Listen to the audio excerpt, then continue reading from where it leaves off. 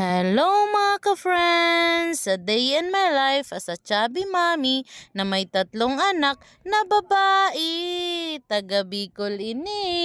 Good morning mga ka-friends! Today is Saturday. Maglalaba ang ka-friends nyo.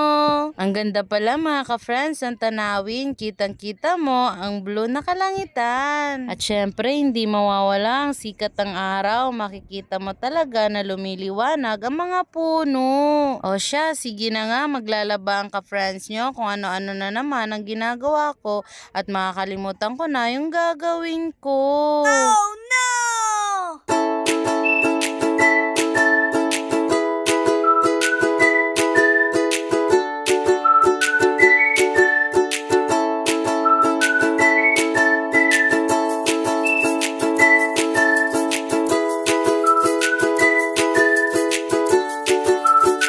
Ito na nga mga ka-friends, naglalaba na nga tayo pero nagpapakyut na naman ang ka-friends nyo.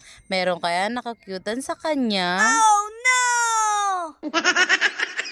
Pagkatapos ko nga magbanlaw mga ka-friends, binigay ko na kay ate yung dryer para siya naman na mag-dryer at siya magsasampay. Makikita nyo mga ka-friends, ang ganda ng sikat ng araw. Ang sarap talaga maglaba ngayong araw. Shoutout pala sa mga kasama ko naglaba, sa ate ko at sa kapatid ko. Napagod kayo, no? Nakasampay na nga ito mga ka-friends kasi nagmamadali ang ka-friends nyo at pupunta pa tayo ng hospital. Tama kayo mga ka-friends, sa hospital nga at ibabalik ko si Papa para sa follow-up check-up niya. At ito na nga ang ka-friends nyo, naghihintay kami ng sasakyan papunta ng zone.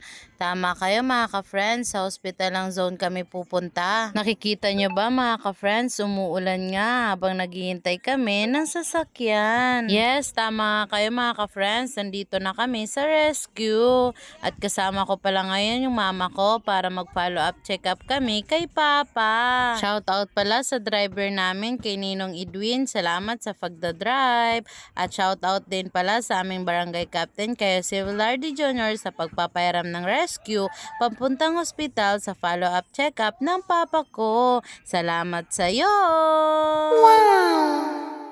Ang ganda pala ng tanawin mga ka-friends, kaso nga lang natakpan ng ulap ang ating magandang mayon. Tara mga ka-friends, samahan nyo kami at manatili kayong kasama namin papunta sa zone.